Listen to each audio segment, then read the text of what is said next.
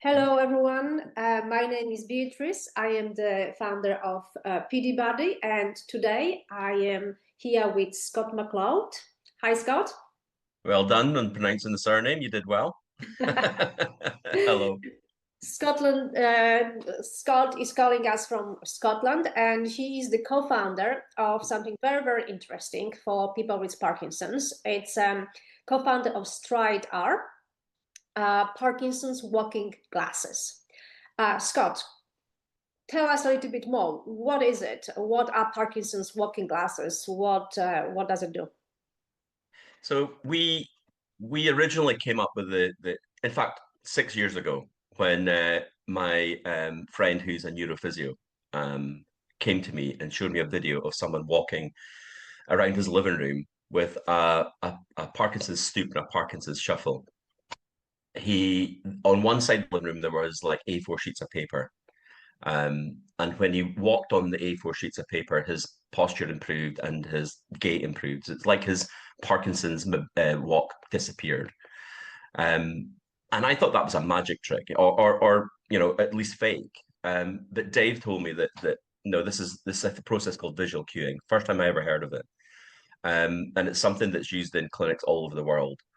Um, so the question became, could we create a product or a device that someone could take this visual cue with them anywhere they go and have it at their fingertips. And we started this journey 6 years ago, and now we have a certified medical device in the UK that we can put into the market, and we have customers around the world.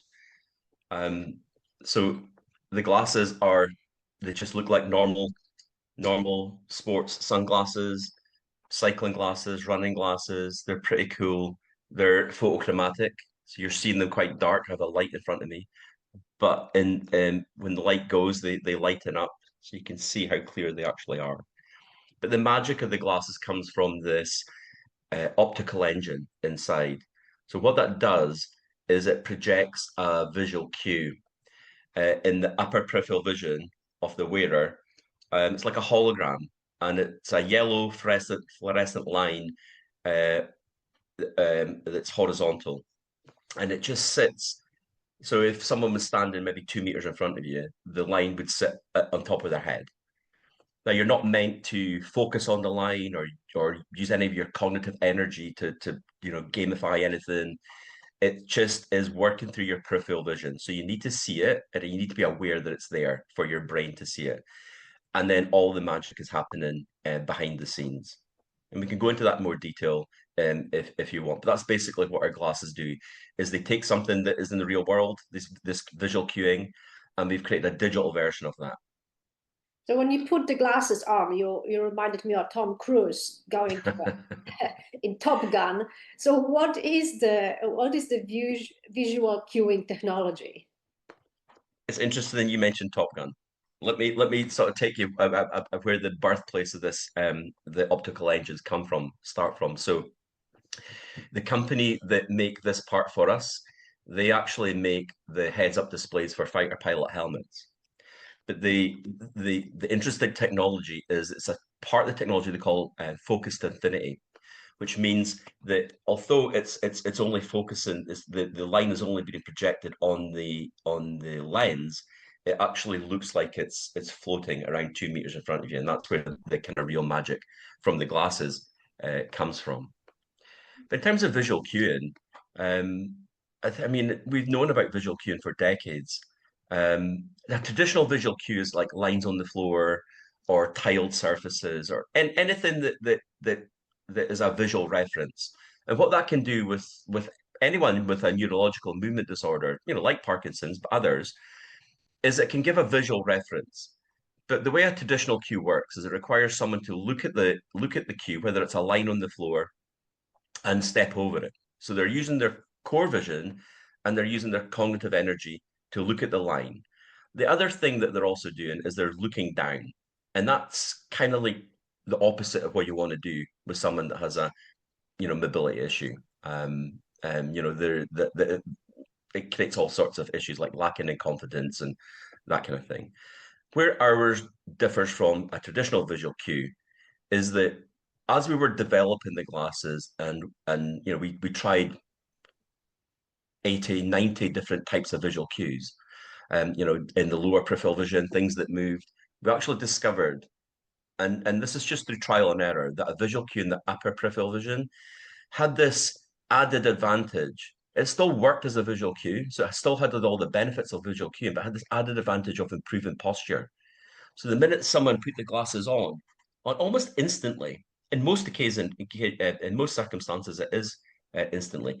You see them rising, you see their chest expanding, and and that is something they're not really aware of that they're doing. It just has this magic trick to the brain.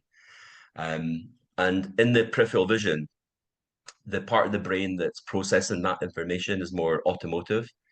So you're not using any cognitive energy to look at the line. It's working in your subconscious. It's kind of like it's where all your spatial awareness is being processed. So if you're walking through a doorway, you're not using your core vision to look around the doorway and analyze how that is. Your spatial awareness, your peripheral vision is doing that for you, and it's doing it without you even thinking about it. So how the holographic cube looks like? What do we see inside the glasses? Just a yellow line. Can you imagine, a lightsaber, Star Wars lightsaber? So if you can imagine that, but on its side, and that's probably exactly what it looks like. Okay. And you mentioned problems with gait and Yes. freezing. What kind of symptoms of Parkinson's your glasses are helping with?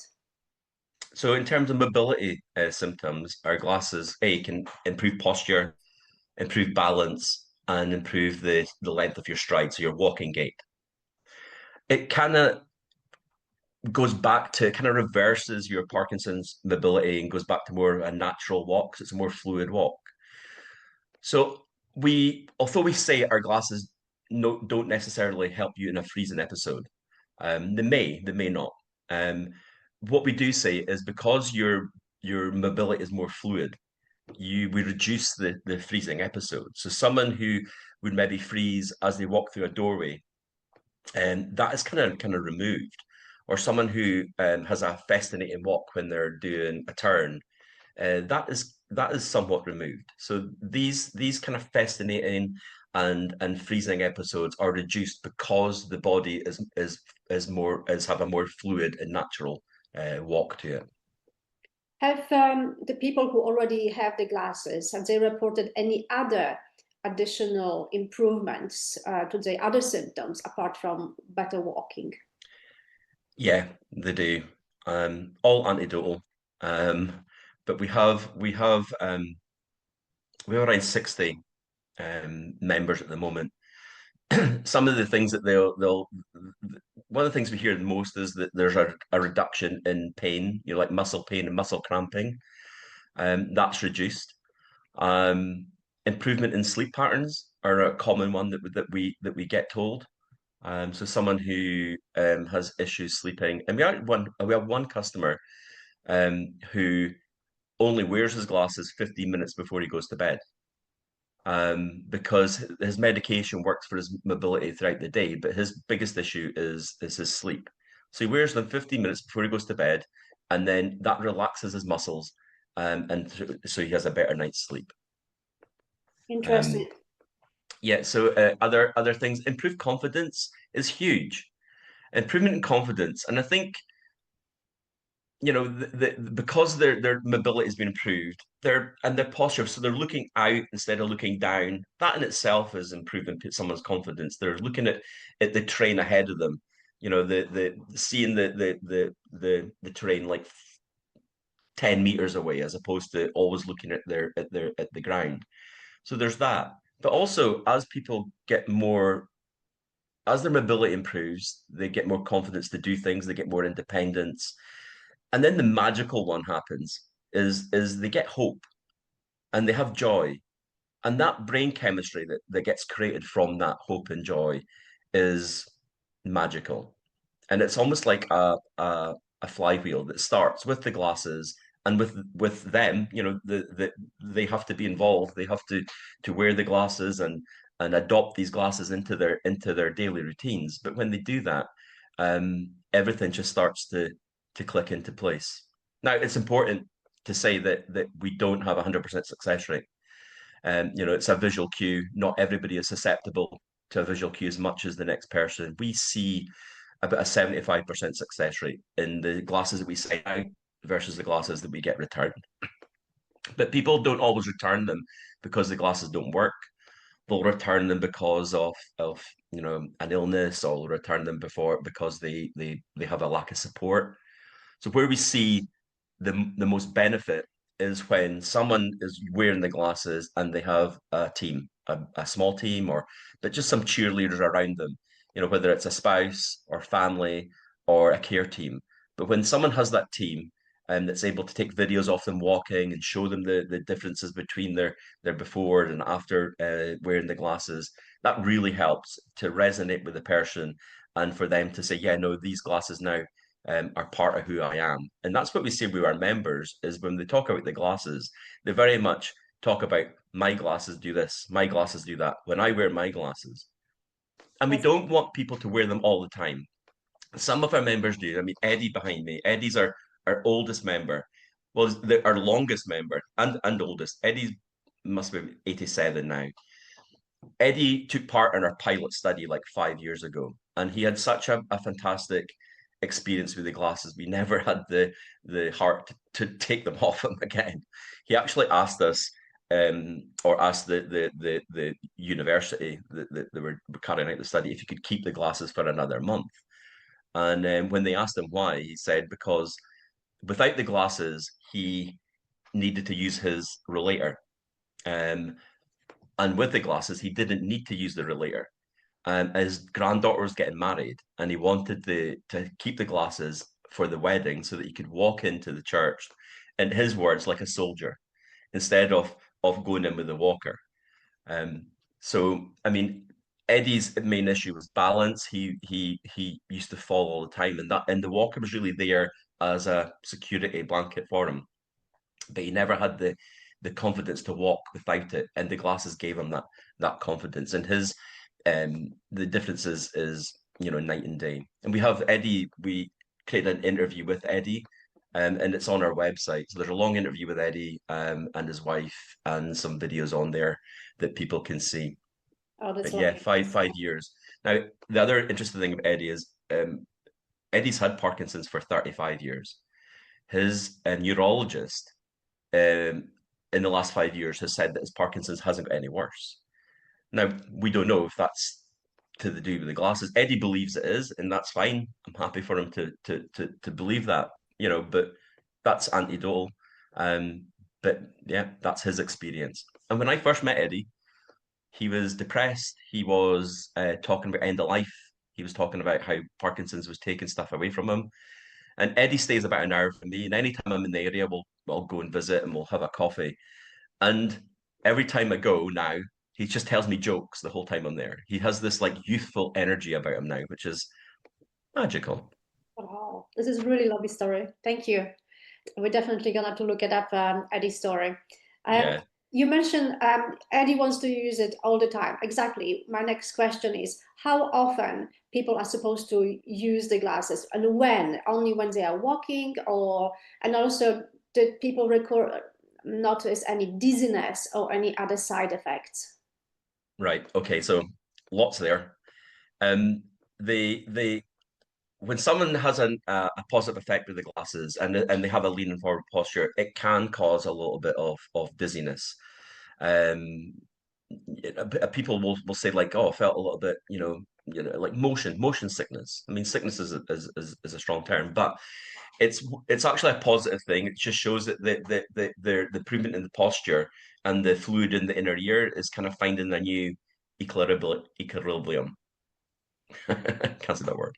And that's what causes that feeling of motion. It's a bit like if you're on a ship for a few weeks and you come ashore, you feel that little, you feel like you still got your sea legs. That it doesn't last for long. It only lasts for maybe about 30 seconds, and it doesn't happen every time. It eventually goes away. Now, regarding the usage, the how often do we want you to use, like, one of the things that I think we do well is when we send out a pair of glasses, we want to be involved in the first part of the journey, like the first month, as much as we possibly can, because everybody's Parkinson's and everybody's lifestyle is unique to them. And we acknowledge that. It's the only thing I know about Parkinson's that's fact is that no two people are the same. So when we send a pair of glasses down, we jump on what we call a getting started call. We discuss how to charge them. We discuss about finding the visual cue. I mean, it can be a little challenging for some people to actually find it because it is in a very specific field of view and it's kind of like in the corner. When we send a pair of glasses, we we send them down with a little red dot on them, so when people put them on, we ask them to look at the red dot, and when they turn the glasses on, simply by just pushing the front of the glasses, and the visual cue appears. And once they're able to see the visual cue, they can remove the dot. But it's just a really good visual for to help people because we do all this virtually. We work with people all over the world, and virtually is how we do. I'm based up in small village in the northeast of Scotland, and I'm happy to stay here. Um, so as we work with people, we'll say to them, yeah, maybe use the glasses, depending on their mobility, twice a day, up to 20 minutes in the morning, late afternoon, or early evening. We find that that's a common time for people's part to be off their meds or they have more mobility issues. In the afternoon, people get fatigued, and our glasses can help with that. They can pop the glasses on, go for a little walk, and that seems to give them that bit more energy. So after a couple of days, 2 or 3 days, we jump on another Zoom call and we discuss the data that they give us back. So how was their experience? How did they feel with the glasses? And we answer all their questions. And then we start to discuss usage, whether we continue with the 20 minutes twice a day or we take that down to a few minutes every hour, depending on their lifestyle. Some people we discuss wearing the glasses before they go and do something like an event. So if they were going to the supermarket, we could say to them, wear the glasses for 15 minutes, take them off, and then go to the supermarket. Many people have a residual effect from wearing the glasses. So unlike a walking stick cane, you put it down, it stops being effective. When people take off the glasses, they have this residual effect where their mobility is still improved. And talking to them, we can start to understand how long that residual effect is for. And again, there's no two people the same. It could be half an hour or it could be the whole day. And that's just something that we work with. We try not to encourage people to wear them all the time. We don't want it to be something else that just become reliant on. We want it for them to find the best usage. And we do that like over having many conversations with them to say, okay, that's fine. Try it here, try it there. But like I said, Eddie wants to wear his glasses all the time, and that's his choice, and that's fine. So anytime he's mobile, he's wearing his glasses, and and we can do that. And it doesn't seem like the brain gets used to the visual cue and it stops being effective. We just don't want people to replace some mobility aid for another mobility. We want ours to be a part of their um, you know rehab, for want of a better word. How quickly people see the difference? So how quickly the glasses are effective? Is it for how long they need to wear it? This is the best part about my job because um, it's in most cases, like most cases, it's instant, and then what I deal with is usually a lot of emotion with people because they have this feeling that their Parkinson's has been cured, and then we have to bring them back down. No silver bullet. Where we have to have that conversation with them to say, look, this is we're treating a symptom, and your mobility has improved. Um, some people will think, oh, does it keep improving? Does it keep is there more things to come? So sometimes there's a bit of management because they've had this big spike in dopamine, boom, right up to, the glasses are working, I'm going out. There was a lady, Carol, she had Parkinson's for 5 years and DBS 3 years ago, and she kind of um, became a prisoner in her own home. After the DBS, her mobility became so bad. She falls about 8 to 10 times in her house every day. Uh, so we had an onboarding call one day or day one, and the next day I get a phone call at 9 o'clock in the morning from her. She was like, "These glasses have changed my life," and I was like, "Tell me more. Tell me how instantly she started wearing the glasses. Wasn't freezing walking through her doorways, wasn't festinating, and just has this more fluidity in her walk." And I get a video from her 3 days after that, saying that she'd walked round to her sister's house, which is a 15-minute walk. No walking stick. She was carrying a bunch of flowers. And then a week later, so week two, we're having a coaching call. And I said, "How are you getting on?" She says, "Yeah, she stays in around the Newcastle area." She says, "I've been into Newcastle 3 times this week." I said, "Oh yeah, cool." She goes, "Yeah, I jumped on a bus independently, went into the to Newcastle, did shopping, went round Marquis, back on the bus, back home 3 times." And I was like, "Whoa, slow down." Her husband were like his nerves were in bits because she had this new independence. And then now we're managing her emotion because she has a fear that the glasses might stop working because they have changed her life. That's life-changing, definitely. She got her life back. Uh, Yeah. what about people who already have glasses, the prescription glasses and Yes. contacts? Do they put on top of it or they can exchange it? How does it work? Our glasses are not designed to be worn on top of another pair of glasses. So we ask people if they're able to move around, walk around without their prescription glasses. Now, we do have members who have found a hack. They'll go to their optician and they'll find a pair of glasses small enough that will go underneath. Actually, I mean, like these glasses I'm wearing, so they're like wireframe glasses. They actually can fit underneath them quite easily. But it is a hack. They're not designed for that. But if it's something you need and the glasses help, if our glasses help you, we ask that you try them without prescription glasses to see if they help. And if they do help, then you can go to the opticians and find a pair of small glasses, £25 or something, that can work underneath the StrydAR glasses. But we are working on version 2, and we're working with a company in Oxford who are trying to figure out a way that we can add an additional piece to the glasses that would add a prescription version. We don't want to make the glasses themselves prescription, but it would be an add-on that we could clip on or something. But most people, to be fair, will happily walk around without prescription glasses, even if they need them.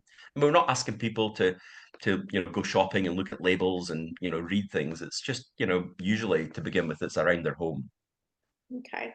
And so now you talk about the customers as members. So Yeah. let's go into specific, how much are the glasses? What are the costs? What does it mean being a member? And where are they available? You are based in Scotland, so obviously, and you mentioned the glasses are being verified in the UK as a medical device. But do you also ship outside of the UK? So where is it available? What are the costs? So we can send them. We're happy to send it. If someone contacts us from America, we're happy to send out a pair of glasses. We'll send them out as a therapy or a health and wellness product. Um, they're to be sold in the US as a medical device would have to go through FDA approval. So we can either buy the glasses or rent the glasses. We used to call it a subscription, but I think rent them is probably more accurate. I mean, we like to be involved in terms of coaching, and but usually after the second month, we don't need to be involved, but we're happily if someone wants to contact us and set up a meeting, we'll do that. So the glasses to buy them outright, I'm going to quote prices excluding VAT because if someone has in the UK anyway has a disability, they don't need to pay the VAT. So it's £1,600 to buy the glasses, or to rent them, it's £85. Now the rent is a month by month rent. We're not tying anyone into a 12-month contract. So basically, um, if someone wanted to try the glasses to see if they worked or not, it's £85 to rent the glasses for a month, and they'll know pretty quickly whether the glasses will work or not. But they can keep them for the month, and if they don't work, they can send them back, and it's cost them £85. That's the gamble. Okay. I mean, we're looking at other options as well. Like um, you pay X amount, and then you'll own the glasses. There's sorts of rules and regulations around that before we can do that. Maybe we introduce a contract, like a 12-month contract. So once someone knows that the glasses work, maybe we can reduce the cost a little bit more by having this 12-month contract, so we can know that someone's going to be in there for 12 months. So we can reduce the price. So these are all the things, but most of the information that we do, we get back from our community. I mean, we call them members because we started off as a subscription, but I really want the glasses to go out and create its own community, and I want that community to be communicative with each other, whether that's on Facebook or WhatsApp or Zoom calls. I want that. That's my vision for the future. I mean, I want striders, forward-facing people, to be people that are wearing the glasses that have Parkinson's. I mean, I know a lot about Parkinson's, but I don't have Parkinson's, so I can't, you know, talk with that experience. So we have many members who are willing to jump in a call with someone to tell if someone's interested in trying the glasses, or even someone who's got the glasses and is working out whether they're going to help or not. I mean, I mentioned Carol earlier. Carol's it was a little bit emotional because she was scared that the glasses might stop working. So I set her up with a WhatsApp call with Diane, one of our other members, who has very similar experience to Carol, also had DBS, and they're able to have a chat. And Diane's been wearing our glasses for 3 years, so she's able to give Carol that um,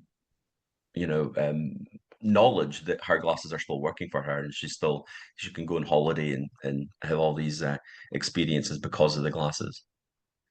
You know your customers quite very well and intimately, and for Yeah, that's my best.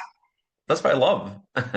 We have my day is spent having conversations with people telling me about their life and about their experiences. I mean, Chris is another guy. So Chris has probably been a client member for maybe coming on for 4 weeks. Chris has also had DBS. Chris is an ex-police, action man, outdoor sports activities, you name it. He would go on an annual trip with all his mates every year. They'd go golfing, cycling, hiking. And Chris was still able to do that with his Parkinson's. But after his DBS, he wasn't so confident. His mobility had deteriorated. And yeah, he kind of his social activities had kind of started to freeze up. He started wearing the glasses almost instantly. His mobility improved. You just see the fluidity and the natural walking start to return to his walk. Now, last week, he went to the Lake District with his friends and had this annual trip. He hasn't been in 2 years. He went cycling, he went hiking, he won their golf tournament that they have, and drove home. You know, stayed there for 2 days and drove home. And his wife, I was talking to his wife, and she was like, "I, this is just, you know, the old Chris back." And that's what his friends were saying. It's having old Chris back, and that's wonderful to see. I mean, these are this is my life. I get to hear these wonderful stories. I mean, it's on the flip side when the glasses don't work and someone has that hope that they're going to work and they don't, like that has the opposite effect. That crashes you. Um, and we just have to acknowledge that they don't work for everyone. But I think we've got a pretty good success rate. Um, you have some stories you've been telling us, and I know you have some videos of. I think this will show our audience the best how the glasses make a difference. If you can show it to us.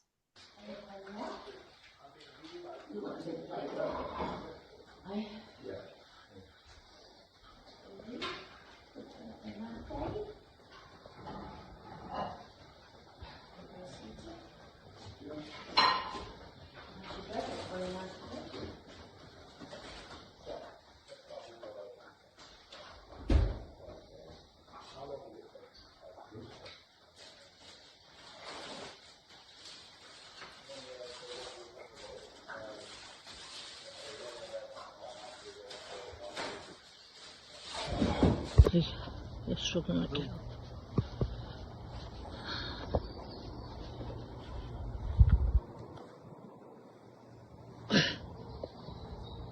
Right, forget about the poo bags. Let's just try and do you a bit of walking. What's the poo you're standing? I know I'm not going to stand the poo. I can see what I'm doing.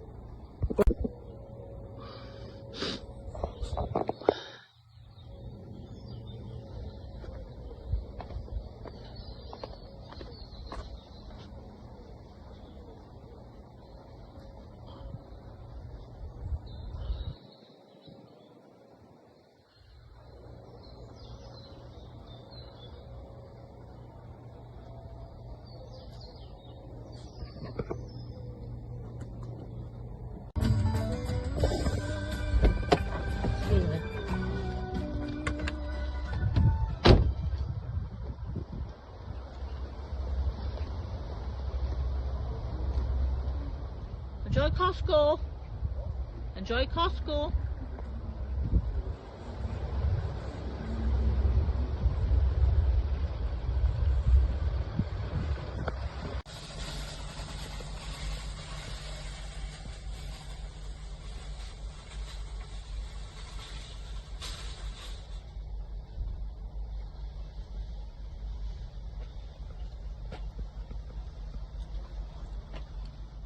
I want to mention another guy, Tudor.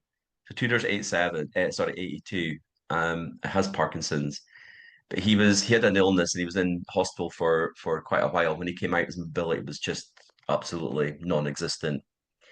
And his daughter got in touch with us and asked if you know about the glasses. And we said, well, let's try.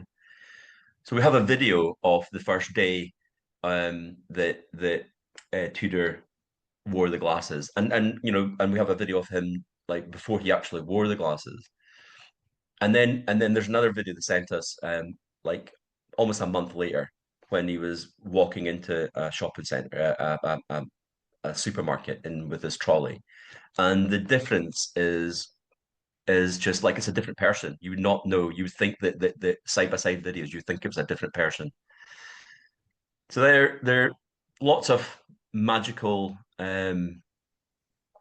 moments like these, and but that gives me, so you know, I'm the founder, I'm the owner. We have a small team, i.e., mostly me, but we have another, you know, other couple of people that work there, that work with us, and we're bootstrapped, self-funding. We were lucky enough to get, you know, some grants.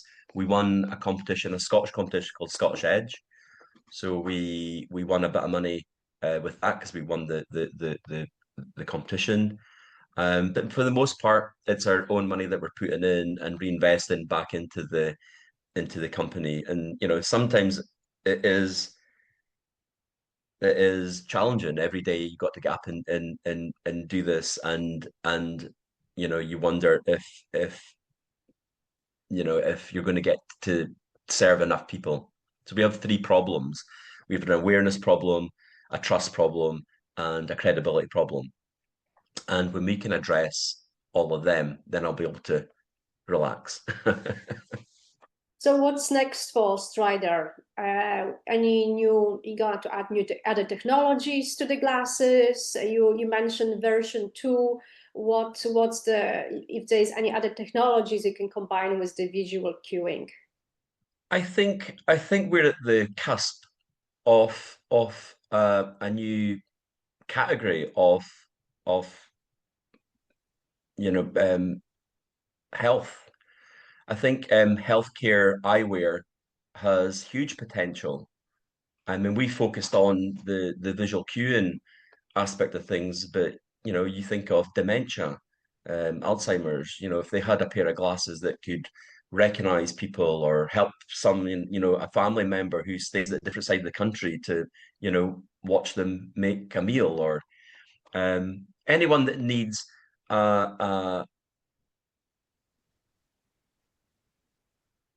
some augmentation in their life. I mean, I know that there's glasses that exist now where you can wear them, and if you're in a foreign country, it'll give you a readout of what the person's saying in English, if they're talking in Spanish. So in healthcare has always been a driver for technology. I mean, this mouse was developed for disabilities, and now we all use it. Touchscreen was developed for disabilities, and now we all use it. I think wearing glasses, we talk about, you know, augmented reality glasses and mixed reality glasses and the adoption of that. I think it's for someone to wear glasses, it has to be fixing a problem first. You know, we wear spectacles because of our eyesight, we wear sunglasses because of the sun. And that's only two reasons we actually wear glasses on our face. Nobody wants to wear glasses if they don't have to. So by fixing a problem, people will wear glasses and they'll adopt that technology. But I think it's there's a huge opportunity, a huge market ahead of us. You know, we're going to be a small part of that. But what we want to do with our glasses is, you know, we have the version 1. We know the issues with them because we listen to our users and they tell us. So for instance, these glasses, one of the biggest things about them is they're quite fiddly to charge. So there's a charging docking station is underneath the nose bridge. Let me demonstrate.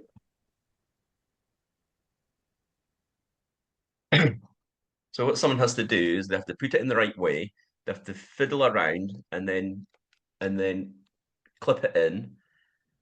And for someone with Parkinson's, that could be a huge challenge. I mean, it's a huge challenge for everyone. The first thing we wanted to address was that. That was the first issue we wanted to address. We've done that with the version 2. We don't know when they're going to go live. We're still discussing amounts and costs in doing that. But the next version will have a magnetic clip, so it will just, as soon as you get near it, it'll stick.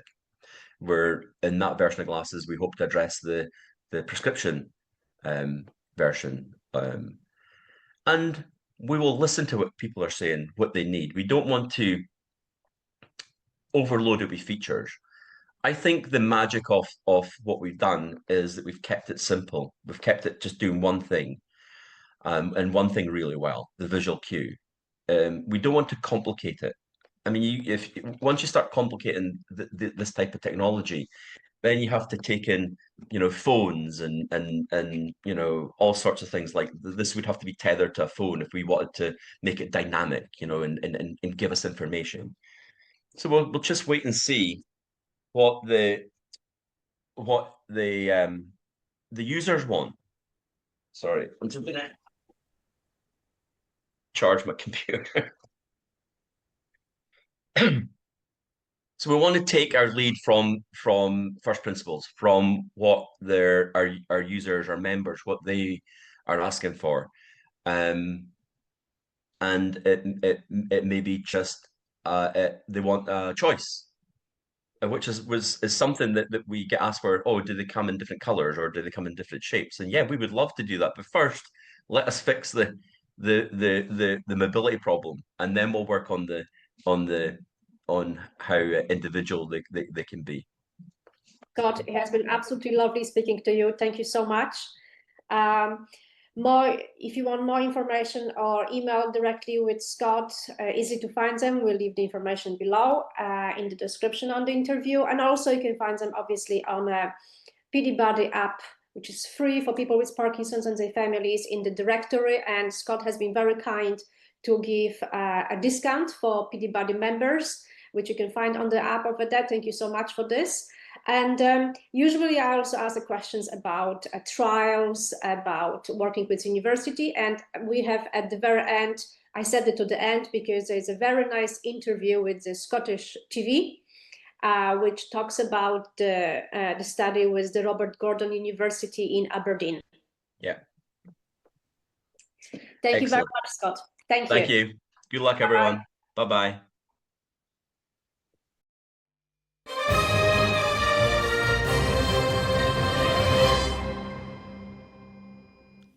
Those behind a pair of smart glasses designed in the Northeast hope it will improve the mobility of people with Parkinson's. 70% of those who took part in a trial by Robert Gordon University showed an improvement in their ability to walk after just 2 weeks of wearing the device. It's made participants less reliant on other aids like walking sticks. Kirsten Tate has more. 83-year-old Eddie Bandine has suffered from Parkinson's for 20 years. Prone to falling down and becoming stuck when walking, these state-of-the-art glasses have had a life-changing effect.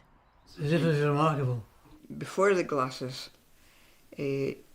always on tenterhooks when we went out, because if he started the small steps, I knew he would go down. We went across to the RGU and spoke with Julie, and she fitted the glasses on, and he walked upright. Whoever wears these smart glasses designed in Lossiemouth will be met with a hologram projected 2.5 metres in front of them, helping to improve their mobility. And despite being a high-tech device, you'd be mistaken for thinking they were just a pair of sunglasses. People who have Parkinson's are usually pretty conscious about using a medical device because they're cognitively still aware that they have Parkinson's. So they don't want people to see them with a walking stick or a walking aid. So one of the things that was important to us was that we created glasses that were practically invisible. The way each participant walked was measured on a sensory mat before the trial began. After 2 weeks of wearing the glasses, the participants' walking was reassessed, and 5 of 7 found some improvement in their balance, stability and confidence. When they came back to do the pressure mat again, what kind of results did you see? So the results were varied, but some people really felt the fluidity of their walking had improved, they felt more confident walking and walked with a more even stride length, so they felt more confident and could walk faster with an improved quality. Whereas other people perhaps felt that they improved their posture, other people felt it improved their balance. But we also had some people that it made no difference at all for their walking.